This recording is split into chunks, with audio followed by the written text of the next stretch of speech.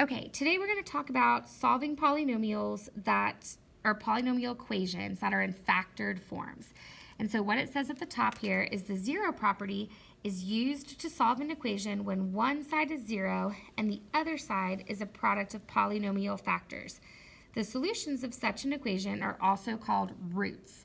And here's what the zero property says, right? Any number times zero is zero. So if I told you x times y is 0, x could be 0. It doesn't matter if y is 75 million. 0 times y is going to be 0. Or y could be 0. And it doesn't matter what x is because whatever this is times 0 is going to be 0.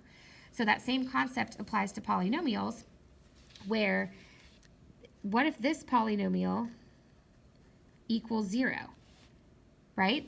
So if this polynomial is 0, then 0 times whatever this is going to be 0.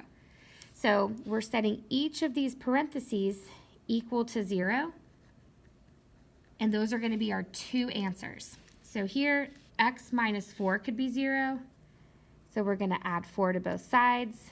X could equal 4, or on this side, if I subtract 2, x could equal negative 2.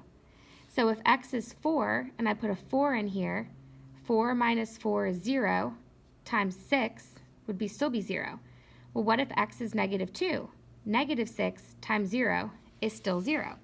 So all we're doing is setting each of the parentheses equal to 0. Okay, so on number 2, x minus 5 could equal 0, or x minus 1 could equal 0. So we would add 5,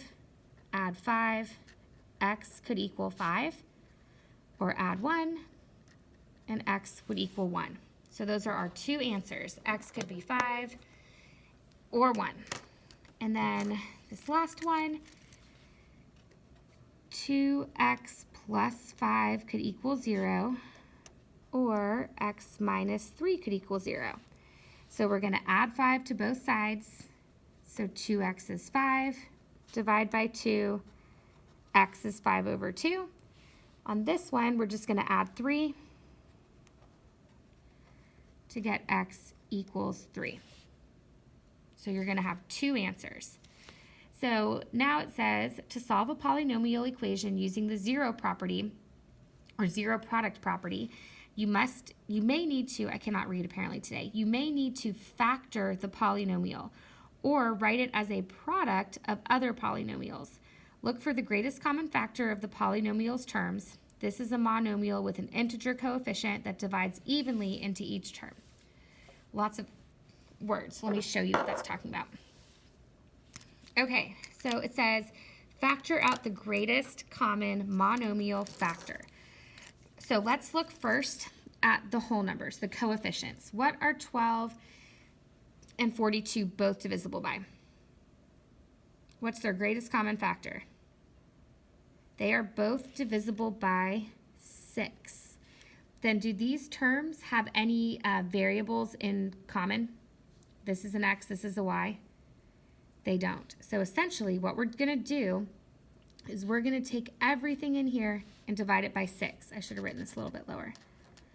So 12x divided by 6 is 2x, and then 42y divided by 6 is 7y. So I pretty much just did the reverse of the distributive property. I'm like, well, what can I take away from all of you guys and put outside? So 6 times 2x is 12x, 6 times 7y is 42y. So let's look again at number 5. Okay, on number 5, what do 4 and 24, what are they both divisible by? 4.